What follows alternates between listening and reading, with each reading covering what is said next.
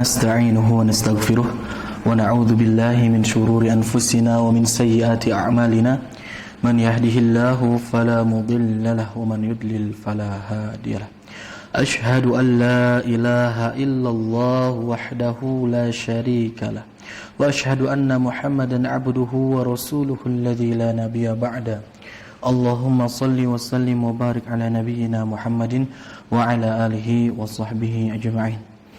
Amma ba'du, alhamdulillah para jamaah pengajian rutin Masjid Mutiara yang sama-sama harap ridho dan rahmat Allah.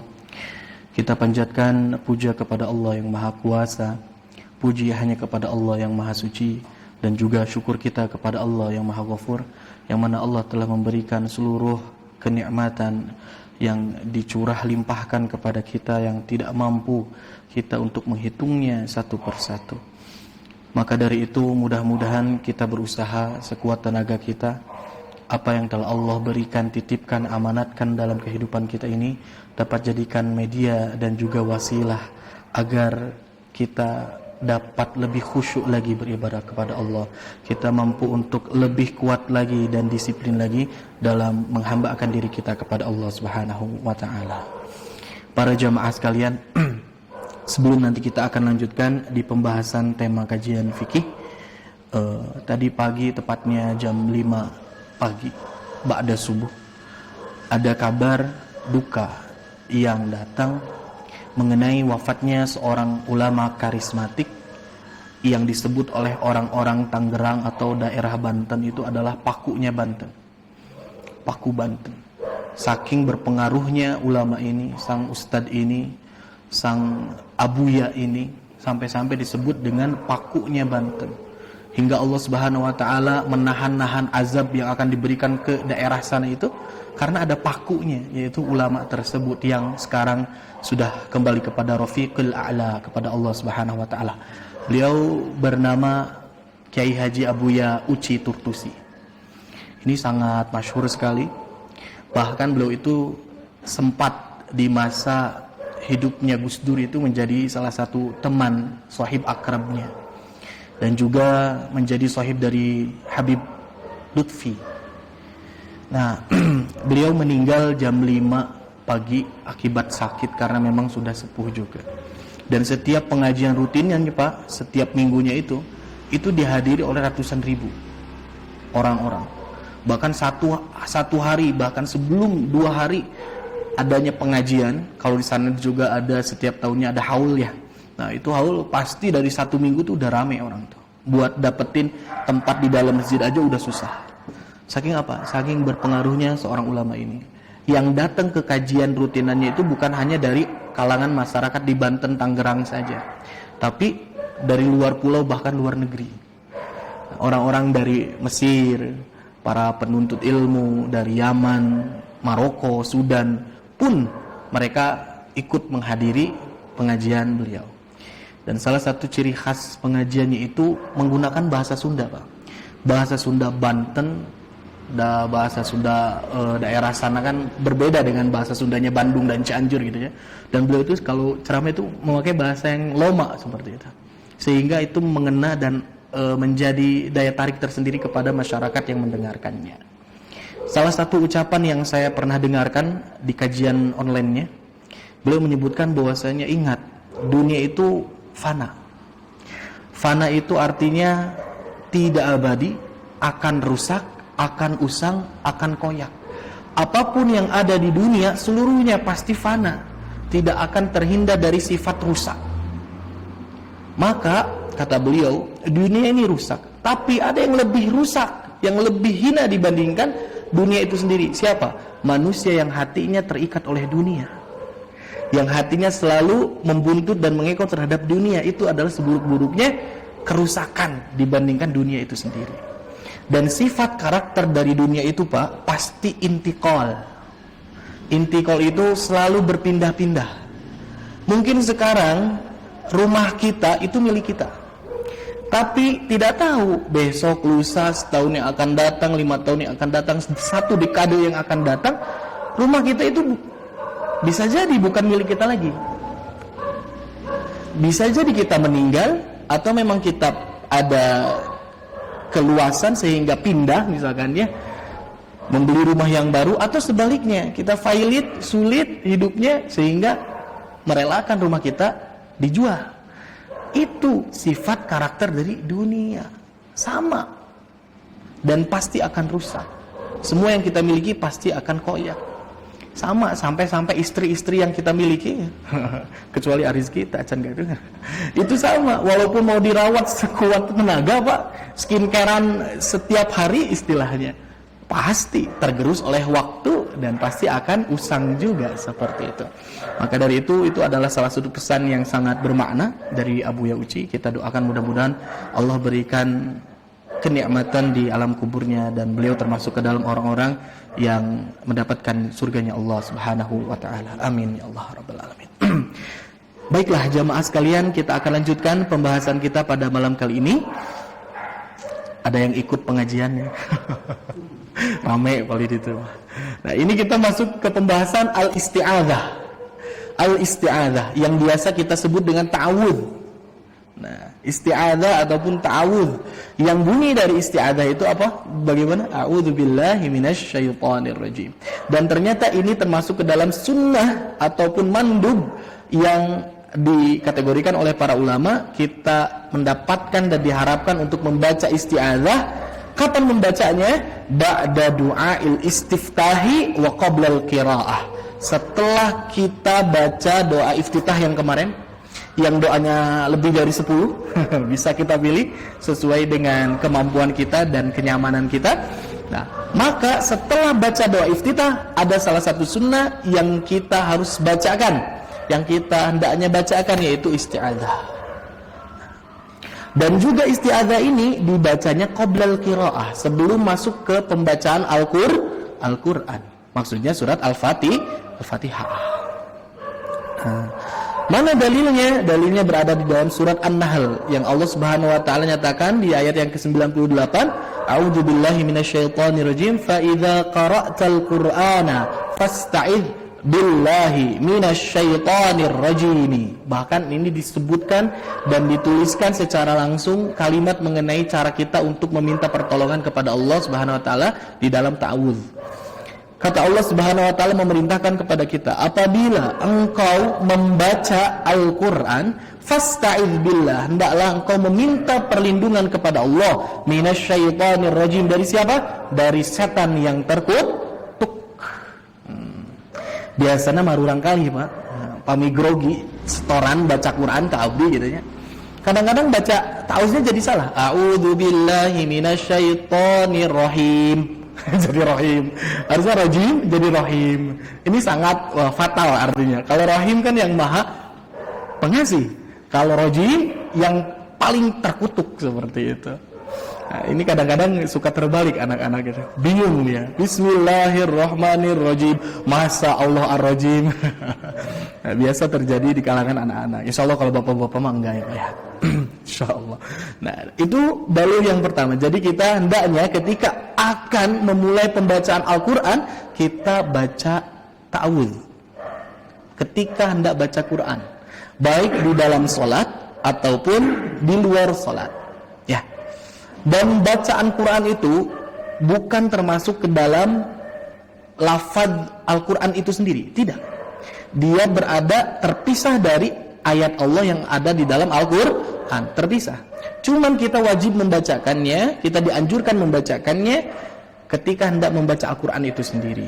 Dan juga kalau ta'awudz itu pasti selalu dibaca Pak, ketika hendak baca Quran. Tapi kalau basmalah bisa jadi tidak selalu dibaca. Karena ada para ulama yang menyebutkan kalau basmalah itu khususnya dalam pembacaan Quran itu dibaca hanya ketika berada di pembacaan awal dari surat saja, atau menjadi sekat pemisah antara surat yang pertama dan surat yang lain. Kalau misalkan saya bacakan ketika imam membaca pertengahan surat Al-Baqarah, maka tidak diharuskan untuk membaca basmalah, langsung saja kepada ayat selanjutnya. Namun ada juga sebagian pendapat yang menyebutkan basmalah itu adalah ungkapan yang bagus, yang baik, maka diperbolehkan untuk membacanya baik di awal surat atau di pertengahannya. Seperti itu. Jadi kalau ta'awudz pasti. Dan juga ini berasal dari hadis Nabi SAW dari sahabat Nafi' bin Jubair.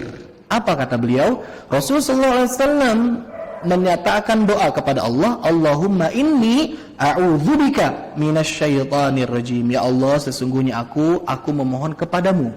A'udzubika, kalau ini pakai konteksnya langsung dengan kata ganti ka, tidak a'udzubillahi, tapi a'udzubika minasyaitonir rajim. Nah, dan juga Ibnu Munzir menyebutkan bahwasanya ada riwayat yang lain, Rasulullah SAW lebih spesifik lagi ketika hendak membaca Al-Quran di dalam salatnya, beliau menyebutkan a'udzu billahi minasyaitonir rajim, dan itulah yang kita pakai ketika kita hendak melakukan atau membaca surat Al-Fatihah. Ya, banyak. Nah, ini baik salat yang wajib atau nafilah atau salat yang sunnah, sama-sama disunahkan untuk membaca isti'adzah. Nah, itu cara baca isti'adzah yang pertama. Karena ada beberapa pilihan bagi kita untuk membaca ta'awudz. Yang pertama,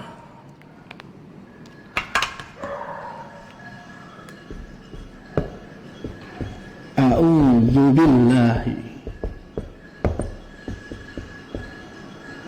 minasyaitonir rajim. Ini yang biasa. Nah, ada tambahannya, Pak. Kalau yang lain bisa juga kita tambahkan dengan kalimat apa, Arizki? A'udzu billahi his-sami'il alim minasyaitonir rajim, atau a'udzu billahis a'udzubillahil alim minasyaitonir rajim. Bisa ditambahkan dengan kalimat as-sami'il alim. Hisda, setelah kalimat Allahnya ditambahkan sami'il alim. Nah, ditambahkan setelahnya sama minasyaitonir rajim. Jadi kita bisa memakai ini, Pak. A'udzu billahi minasyaitonir rajim pertama. Yang kedua, a'udzu billahis samii'il 'alim minasyaitonir rajim. Dan ini dua-duanya ada periwayatannya. Namun di dalam salat biasanya kita bacakan dengan baca yang ya jarang. Cuman kadang-kadang kalau di pengajian-pengajian umum juga qori-qori, ketika hendak membaca lantunan Al-Quran itu ta'awudznya ini pakai, biasanya agak panjang pakainya. Tapi kedua-duanya boleh, Pak. Boleh kita amalkan dua-duanya. Namun memang agak jarang yang kedua. Ya, agak jarang. Baiklah, yang selanjutnya jamaah sekalian, bagaimana kaifiat kita dalam membaca isti'adzah? Nah, di sini sebutkan membaca isti'adzah itu al-israru biha, hendaknya disirkan, tidak diperdengarkan dengan jahar. Allahu Akbar, iftitah kan sir ya Pak ya. Setelah Allahu Akbar kabiro selesai, baru a'udzubillahi minasyaitonirrajim. Itu pun sir, pelan-pelan saja. Setelah itu barulah baca jahar di surat Al-Fatihahnya. Jadi tidak membaca a'udzubillahi minasyaitonirrajim, tapi ta'uz dikencangkannya itu. Khususnya ketika kita menjadi imam, misalkan saya. Jadi ta'uznya itu disirkan. Wa yusannul ityanu biha sirran, dan disunahkan bagi kita yang membacanya itu dengan cara sir. Qala fil Mughni, berdasarkan apa yang ada dalam kitab Al-Mughni, wa yasirrul isti'adzah wa la yujharu biha, hendaklah kita untuk mensirkan bacaan isti'adzah dan jangan menjaharkannya. La a'lamu fihi khilafan, dan juga menurut Syekh yang menulis kitab Al-Mughni ini, aku tidak mendapati para ulama memiliki perbedaan pendapat dalam masalah ini. Namun lakin Syafi'i, namun ada sebagian dari pendapat Asy-Syafi'i yarat takhyir bainal jahri biha wal israri fi shalatil jahriyah. Namun ada tambahan. Nah, kalau di dalam sebagian pendapat Imam Syafi'i masih ada pembolehan, silahkan dipilih mau bacanya sir atau jahar. Cuman khusus di sholat yang jahriyah, di sholat-sholat yang jahar. Sholat maghrib, sholat isya, dan sholat subuh, maka masih ada pendapat yang memperbolehkan ta'uznya agak dikencangkan. Gitu. Cuman ini ditambahkan oleh peneliti hadis, wa ruwiya an Abi Hurairah al-jahra biha an tariqin dha'ifin. Ini berdasarkan hadis dari Abu Hurairah. Cuman ketika dilihat jalan hadisnya itu ternyata lemah. Maka dari itu lebih baik kita yang lebih kuatnya, yang akwanya itu adalah mensirkan bacaan isti'adzahnya, Pak. Gitu. Ari batasan sir teh sakumaha. Kan ada orang yang merasa udah sir, tapi auzubillahi minasyaitonirrajim masih kedengaran gitu. Nah, jadi sir itu sebetulnya cukup terdengar oleh diri kita sendiri. Itu definisi Kang Rizky ya. Nah, jadi pada dasarnya sir itu terdengar oleh diri kita pribadi. Nah, jadi batasannya itu sebetulnya tidak terlalu spesifik. Yang penting asal kakuping kunya lira itu cukup. Gitu. Selanjutnya jemaah sekalian, masyru'iyatuha fir raka'atil ula duna sairir raka'at. Pembacaan ta'awuz ini ternyata disyariatkannya itu, Pak, hanya di rakaat yang pertama saja. Isti'adzah baca ta'awuz nih cuman di rakaat yang pertama saja. Dan tidak diulang pembacaannya pada setiap rakaat yang lain. Rakaat kedua tidak usah lagi baca isti'adzah. Rakaat ketiga dan selanjutnya tidak ada lagi isti'adzah. Nah, ini berdasarkan apa? Berdasarkan hadis Nabi sallallahu alaihi wasallam dari sahabat Abu Hurairah, karena Rasul sallallahu alaihi wasallam idza nahada fi raka'ati tsaniyah, ketika Rasul sallallahu alaihi wasallam bangkit dari rakaat yang pertama menuju rakaat yang kedua, iftatahal qiraah bilhamdulillahirabbil alamin wa lam yaskut. Rasul sallallahu alaihi wasallam langsung membacakan surat Al-Fatihah tanpa ada berhenti dulu, tanpa diam-diam dulu. Kan kalau di rakaat pertama sampai ada yang bertanya sahabat, "Ya Rasul, kenapa engkau setelah takbir teh berhenti dulu? Ada jeda dulu panjang." Nah, tapi dinyatakan dalam rakaat kedua lam yaskut. Rasul sallallahu alaihi wasallam itu tidak diam, langsung Allahu akbar, Bismillah, langsung mulai lagi. Jadi tidak ada jeda dan tidak ada potensi Rasul membacakan isti'adzah di rakaat yang kedua. Dan alasan yang kedua, bagaimana jemaah sekalian?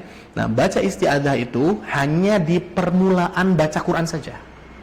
Kan permulaannya hanya di rakaat pertama. Rakaat kedua kita kan yang pertama udah baca Quran, maka dari rakaat pertama sampai rakaat terakhir itu adalah satu susunan bacaan Quran yang satu padu. Jadi tidak terpisah-pisah. Pada dasarnya kita membacakan Al-Quran itu dari awal sampai akhir itu diawali dengan rakaat yang pertama. Jadi cukup satu kali saja ketika di rakaat yang pertama. Bahkan Imam Asy-Syaukani menyebutkan al-ahwatul iqtisaru ala ma waradtu bihi sunnah wa huwa al-isti'adzah qabla al-qira'ah ar-rak'atil ula faqat. Kata Imam Asy-Syaukani itu yang menyusun kitab Nailul Awtar ya. Nailul Awtar kalau tidak salah. Beliau menyebutkan bahwasanya yang aku dapatkan mengenai sunnah membaca isti'adzah itu adalah hanya ketika sebelum mulai bacaan Al-Fatihah di rakaat yang pertama faqat saja. Jadi tidak ada di rakaat yang kedua. Ini mengenai isti'adzah. Ya. Ada yang mau ditanyakan dulu mengenai isti'adzah? Itu kan kalau imam atau sendirian ya. Ya. Kan kalau berjamaah tuh makmum berarti kan baca Fatihahnya kan yang rakaat ketiga aja. Ya. Nah, itu gimana baca tahunnya? Ya, termasuk itu, Pak. Nah, kita mau menjadi imam atau menjadi makmum, cukup membaca isti'adzahnya itu di rakaat pertama. Nah, jadi kita menjadi makmum kan kita nggak dengar isti'adzahnya imam ya, Pak ya. Maka di rakaat pertama kita baca isti'adzah dengan sir. Iya. Kan ini kan makmum kan nggak baca Fatihah kan? Iya, karena sudah diwakili oleh imam. Iya, cukup. Jadi iftitah sampai ta'udz. Nah, ketika Al-Fatihahnya itu sudah diwakilkan oleh bacaannya imam. Nah, nanti di rakaat ketiga Bapak baca Al-Fatihah, wajib itu mah, tapi tanpa memakai isti'adzah lagi gitu. Cukup isti'adzah yang pertama di sir yang rakaat pertama. Barangkali gitu, Pak. Karena kan ada yang beranggapan kalau rakaat pertama itu satu kesatuan tuh dari tahunnya sampai Fatihah gitu. Kalau misalnya makmum itu nggak baca Fatihah, dia nggak baca tahun juga. Itu kita. Iya. Makanya rakaat ketiga ada kewajiban lagi. Maka dari ta'awuz lagi. Oh iya. Nah, jadi sebetulnya bacaannya imam itu sama dengan bacaan makmum, sudah terwakili. Pada dasarnya makmum pun ikut membaca. ketika Nabi SAW memberikan kabar, idza kabbarul imam, ketika imam itu sudah takbir, maka fakabbiru, maka ikutlah bertakbir. Wa idza qara'al imam, ketika imam itu sudah membaca bacaan di dalam salatnya, fa'ansitu, maka hendaklah untuk dia mengaregepkeun merenungi. Nah, karena bacaan dari imam yang terdengar, Pak, ada catatannya ya, yang terdengar oleh makmum itu sudah terwakili bacaan makmumnya. Jadi makmum itu dianggap sudah baca. Gitu. Maka dari itu kalau misalkan ada ceritanya gini, Pak. Jumatan ramai banget ya. Nah, saya jadi imam, tiba-tiba mikrofon mati. Yang di belakang itu nggak kedengeran bacaan Fatihahnya. Nah, maka wajib tetap, walaupun imamnya jahar, dia tetap wajib membaca Al-Fatihah untuk dirinya sendiri. Walaupun saya jahar sekalipun, asal nggak kedengeran gitu ya. Makanya bagi orang yang itu tanya, yang tidak bisa tunarungu, nah maka dia berkewajiban untuk membaca Al-Fatihah secara sempurna bagi dirinya sendiri. Rokaatnya, iya, gitu. Nah, termasuk ketika sholat sir seperti lohor sareng asar, nah sadayana bagi makmum itu wajib untuk membaca Al-Fatihah, termasuk isti'adzahnya di rokaat yang pertama. Wallahu a'lam bishawab. Pak Ahmad, barangkali itu yang baru saya ketahui mengenai pembacaan isti'adzah. Pak Ferry tadi ada tambahan? Kalau di tarawih berarti kan 4 ya. 4. Iya, 3. Ujungnya dibaca. Isti'adzahnya dibaca bersamaan setelah iftitah rakaat pertama saja. Di rakaat pertama aja. Iya, rakaat pertama aja. Jadi tetap mau sholat yang sunnah, mau tarawih atau sholat apapun, isti'adzah itu disyariatkan dibaca di awal setelah iftitah di rakaat pertama. Karena iftitah kan pun cuma 1 kali, nah isti'adzah juga 1 kali cukup. Seperti itu, Pak. Ya, kita akan lanjutkan kepada ya. Kalau tarawih kan misalnya kan 11 rakaat kan. Iya. Jadi 8, 3-nya kan witir. Iya. Yang itu tetap 1 kali. Jadi kan di dalam sholat yang pertama kan 4 rakaat, Pak ya. Nah, pas ketika sholat yang pertama itu di rakaat pertamanya, nah, maka itu baca isti'adzah. Rakaat terakhir kan keempat salam. Nah, udah gitu kan mulai lagi 4 rakaat yang kedua. Nah, di rakaat pertama isti'adzah lagi. Tetap. Jadi maksudnya gitu. Nah, jadi bukan karena witir 8 rakaat atau tahajud atau salat tarawih 8 rakaat jadi cuman tarawih cuma 1 aja di depan salat, enggak. Jadi pokoknya setiap kali awal rakaat pertama. Pak Ferry misalkan salat tahajudnya 20 rakaat, 22 misalkan. Berarti isti'adzahnya 10 kali di rakaat yang pertama. Itu bisa dilakukan. Atau misalkan yang 8 rakaat tarawihnya, tapi pakainya enggak 4-4, Pak.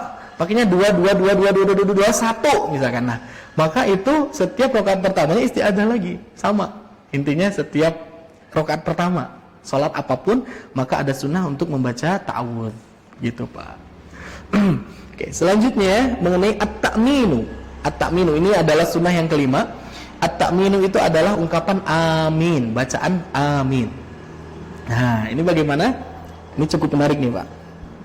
Yusannu likulli musalli, disunnahkan bagi setiap orang yang sholat, imaman au ma'muman au munfaridan, baik dia menjadi imam atau dia menjadi makmum atau dalam sholatnya yang sendirian, an yaqula amin, hendaknya dia membaca amin ba'da qiraatil Fatihah, setelah surat Al-Fatihah itu selesai dibacakan.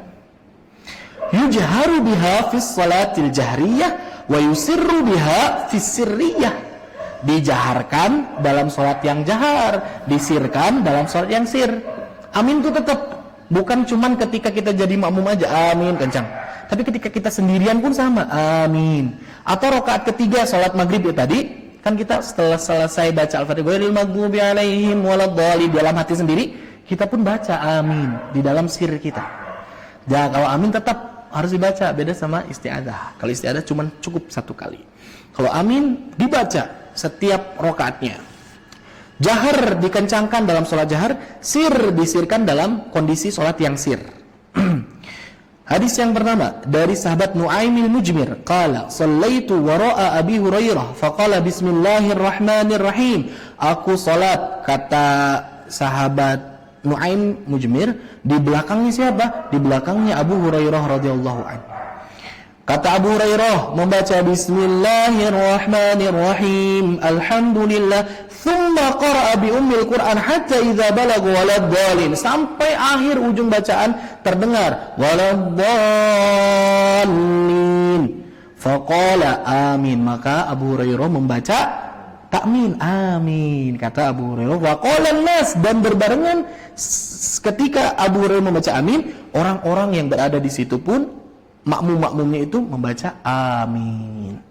Thumma yaqulu Abu Hurairah ba'da salam. Kemudian Abu Hurairah setelah selesai mengimami salat tersebut menyebutkan, "Walladzi nafsi biyadihi inni la ashbahukum salatan bi Rasulillah sallallahu alaihi wasallam." Ketahuilah oleh kalian seluruhnya, junior-juniorna gitu nya, murid-muridnya, "Inni la ashbahukum salatan." Sungguh akulah yang paling menyerupai salatnya dengan Rasul sallallahu alaihi wasallam dibandingkan kalian seluruhnya. Kenapa? Karena aku selalu membersamai Rasul kemanapun Rasul berada. Aku selalu ikut jamaahnya salat Rasul sallallahu alaihi wasallam. Maka inilah yang dicontohkan oleh Rasul di dalam salatnya. Jadi hadisnya sangat kuat. Itu mengenai amin. Yang kedua, menurut Ibnu Syihab, wa kana Rasul sallallahu alaihi wasallam yaqulu amin wa qala atu aminu du'ain. Nah, yang dimaksud di sini Rasul sallallahu alaihi wasallam membaca amin. Amin itu artinya apa? Amin itu artinya permintaan, Pak. Aminu du'ai. Maksudnya adalah amin dari permintaan. Arti dari amin permintaan. Bahkan amin itu kalau dalam istilah nahwiyah, gramatikal bahasa Arab, dia masuk ke dalam isim fi'il kalau nggak salah. Ya. Dari struktur kata itu dia kata benda. Kan ada kata benda apa ya? Nah, dari struktur kata itu kata benda. Tapi secara makna itu adalah kata kerja. Fi'il dia. Amin. Strukturnya kata benda, tapi artinya adalah permintaan kepada Allah Subhanahu wa taala. Yang artinya apa? Amin itu. Kata para ulama menyebutkan amin itu adalah istajib ya Allah. Istajib ya Allah. Artinya apa? Ya Allah, ijabahlah. Ijabahlah terhadap permintaanku ini. Kan di dalam Al-Fatihah kan itu doa apa banyak ya? Ihdinas siratal mustaqim siratal ladzina an'amta 'alaihim ghairil maghdubi 'alaihim waladdallin. Ya Allah, ijabahlah. Ya Allah, kabulkanlah. Kalau bahasa kita mah ya Allah, perkenankanlah. Nah, itu arti dari amin. Maka dari itu membaca amin pun jangan asal. Ya, amin yang dimaksud dengan permintaan doa di dalam surat Al-Fatihah setelah dibacakan itu A-nya panjang, Mi-nya panjang. Amin. Maka kalau misalkan ada orang yang baca amin amin, nah itu tidak masuk ke dalam kategori yang sempurna mengenai amin doa ini ya, jadi artinya bisa jadi al-amnu itu adalah keamanan, ketenangan ya. Kalau kita nyebutkan amin, amin artinya orang yang beriman ya, amin. Nah, tapi kalau misalkan amin, amin, nah ini artinya orang yang terpercaya. Rasul SAW masuk ke dalam kategori orang yang dijuluki oleh dengan sebutan al-amin, yaitu orang yang dapat dipercaya. Nah, maka dari itu kita kalau baca amin dalam surah Fatihah, panjangkan A-nya, Mi-nya panjangkan juga, Pak. Amin, seperti itu. Jadi di Mekah ada yang aminnya pendek. Pendek, iya. Ya, cuman dia tetap A-nya tetap panjang, Mi-nya juga agak panjang. Walaupun dia tidak sepanjang makmumnya, dia baca amin. Amin, gitu kan Pak ya. Nah, itu juga Pak Asep yang mana Pak? Oh,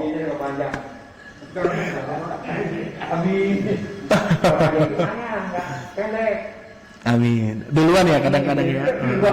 Iya, sering saya kedengaran dari sini. Masya Allah. Nah, ini adalah pembahasannya. Jadi selama si A-nya sama Mi-nya panjang itu bisa masuk, gitu. Tapi ritme ataupun temponya tidak sepanjang yang lain itu masih bisa masuk. Cuman lebih bagus lagi apa? Kompak, Pak. Ya, yang lebih bagus itu kompak. Karena ada hadisnya. Ada hadisnya. Kita langsung bahas saja hadisnya dulu. Nanti kita ulang lagi ke yang atas. Nih, ini ada materi mengenai istihbabu muwafaqatil imami fihi. Maaf. Nah, ini ada pembahasan mengenai apa ya? Istilahnya istihbab itu yang disukai. Nah, yang lebih disukai itu ketika seseorang itu aminnya itu muwafaqatil imam, bersamaan dengan aminnya imam. Bareng dari awal sampai akhir nate. Gitu. Jadi bersamaan berbarengan dengan aminnya imam. Karena apa, Pak? Yastahibbul ma'mum an yuwafiqal imam fala yasbiquhu fit ta'min wa la ta'khuruf anhu. Karena tidak disyariatkan untuk mendahului aminnya imam atau mengakhirkan dari aminnya imam. Jadi tidak mendahului dia dan tidak mengakhiri dari aminnya imam.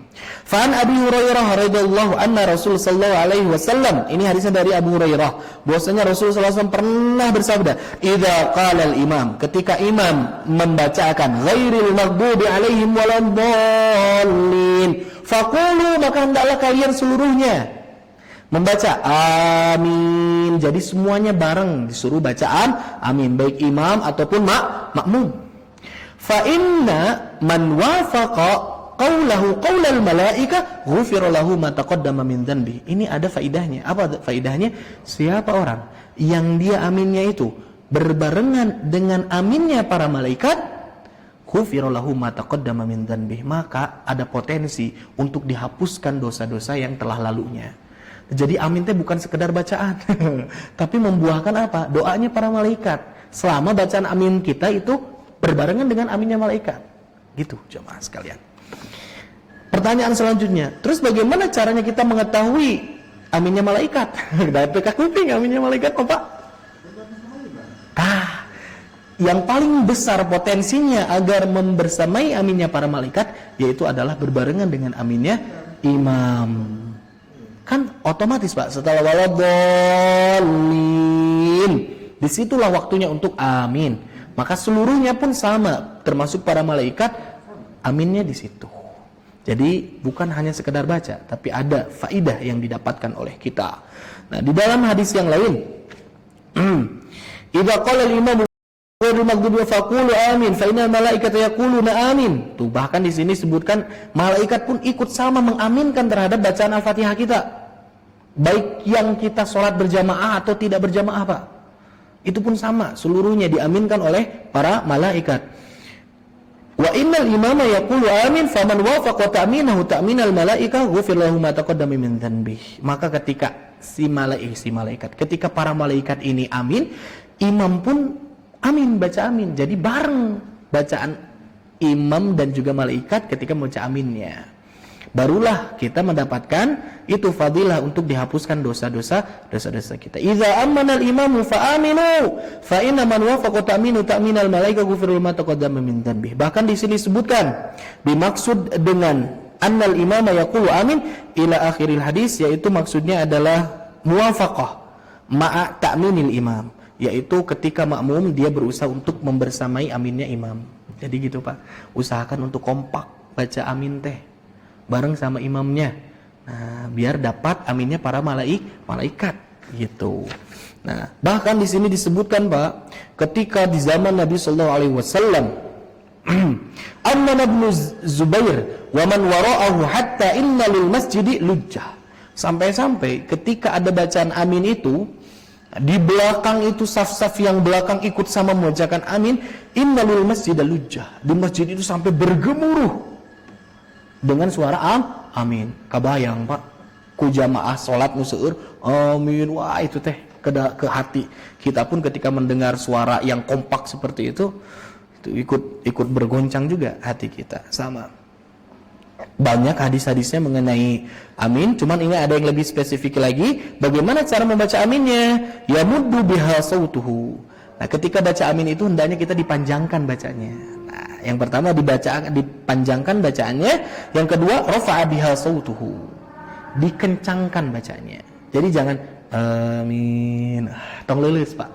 Soknya dibuat di ayaan suantena, dirada diagengan amin. Nah, segitu.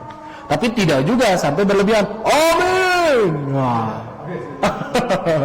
Nah, biasanya kayak gitu anak kecil. Pada udah cangkel, udah capek ngasih tanda isyarat ke imam dengan amin yang sedikit emosi. Biasanya seperti itu. Nah, jadi memang disyariatkan untuk mengangkat suara kita, tidak disirkan, tidak takhfif di dalam pembacaan aminnya. Nah, yarawna anna yarfa'a ar-rajulu sawtahu bitamini wa la yukhfiha. Bahkan sahabat Nabi wa tabi'ina wa min ba'dihim, para tabi'in dan juga para generasi yang setelahnya itu sama berpendapat dan sepakat untuk membacakan aminnya tidak pelan-pelan, disuarakan saja aminnya, diangkat suaranya. Nah, dan juga ini Pak, ada keterangan dari Nabi SAW nih, istrinya Nabi SAW yang tercinta Aisyah radhiyallahu anha menyebutkan, anna Nabi SAW qala ma hasadatkumul yahudu ala syai'in. Kaum Yahudi itu tidak memiliki kedengkian kepada kita terhadap sesuatu, tidak ada rasa iri, tidak ada rasa khawatir gitu ya, kepada kaum muslimin itu. Ma hasadatkumul yawmu 'ala salami wat ta'mini khalfal imam. Melainkan dia baru dengki, dia baru takut, dia baru iri kepada kaum muslimin ketika mendengar suara amin dan salamnya di belakang imam. Maksudnya apa Pak? Ketika jamaah sholat itu banyak, itulah yang membuat mereka resah. Orang Yahudi itu kalau lihat yang jamaah itu sedikit, gitu istilahnya itu, mereka santai-santai, tidak ada hal yang menggentarkan terhadap mereka. Tapi ketika mendengar aminnya jamaah dan juga salamnya jamaah banyak di belakang imam, maka mereka baru dengki hatinya, iri hatinya. Bahkan ada ungkapan seperti ini Pak, orang-orang Yahudi menyebutkan, selama kami itu akan selalu berani untuk mendatangi singa yang sedang pingsan. Tesieun ka singa nuju pingsan mah, singa tertidur mah kami tidak pernah takut. Dan kami takut ketika baru dia bangun dan juga terperanjat melihat kami. Dan dicirikan kaum muslimin itu bangun itu ketika apa? Cirinya apa? Cirinya ketika soft di dalam sholat 5 waktunya itu sudah sebanding dengan soft pada sholat Jumatnya. Jadi kalau misalkan sholat subuhnya banyak jamaahnya itu sudah menyamai banyaknya di sholat Jumat, baru mereka resah. Tapi selama dilihat masjid karosong kene gitu ya, sholat 5 waktu hari-hari kene, nu jamaahnya juga eta-eta deui gitu nya, istilah Taman Mutiara mah loh, LT lu L-opan lu lagi sudah kan gitu bahasanya tuh. Nah itu mah tidak memberikan efek apa-apa sama mereka, santai-santai hari-hari gitu. Tapi ketika kaum muslimin sudah bersatu di masjid, salah satunya dilihat dari jamaah sholat yang 5 waktunya sudah bersemangat, nah ini baru mereka gentar, was-was baru. Ini mengenai amin jamaah sekalian. Jadi usahakan aminnya dipanjangkan, amin, suaranya tidak kecil-kecil. Dan yang selanjutnya, mudah-mudahan bisa membersami aminnya para malaikat bersamaan dengan aminnya imam gitu. Ya cuman kadang saya bingung juga itu, imam-imam Madinah itu ada yang aminnya itu cukup pendek, bahkan tidak bareng panjangnya dengan makmumnya. Waladhdallin, amin. Bahkan agak pelan dia, amin, sendirian. Tapi terdengar. Yang belakang kan amin dengan murokinya, dengan bilalnya kan gitu, aminnya panjang. Wallahu a'lam, mungkin ada pembahasan lain selain itu. Jeda, ya, ya cuman dia lebih pendek aja. Oh, bisa jadi seperti itu. Allahu a'lam bishawab. Cuman biasanya juga Pak, aminnya makmum itu terpengaruhi oleh imam, bacaan imamnya. Kalau imamnya waladhdallin panjang kan? Amin. Tapi waladhdallin, amin. Nah, biasanya gitu. Atau terpengaruhi oleh nadanya, baik tinggi atau turun. Waladhdallin, amin. Naik deh. Nah, makanya ini yang harus diperhatikan untuk imam juga. Termasuk saya, usahakan yang jangan memberatkan kepada makmumnya gitu ya. Jadi landai-landai saja ketika waladhdallin itu, usahakan landai atau turun nadanya biar makmumnya teringat gitu. Iya. Alhamdulillah, barangkali kita cukupkan dulu mengenai amin. Insyaallah Pak Aminnya tapi nggak hadir. Sibuk. Insyaallah nanti setelah ini kita akan bahas mengenai al-qira'atu ba'dal Fatihah. Bacaan setelah Al-Fatihah. Ini cukup panjang nih bahasan Al-Fatihah. Mungkin bisa 1 kali pertemuan nih. Semuanya dibahas tentang bacaan setelah Fatihah. Baik jamaah sekalian, al-afwa minkum, mohon maaf atas segala kesan kekurangan. Kita tutup saja mengenai pembahasan kita pada malam kali ini dengan bacaan hamdalah dan doa kifaratul majlis bersama-sama.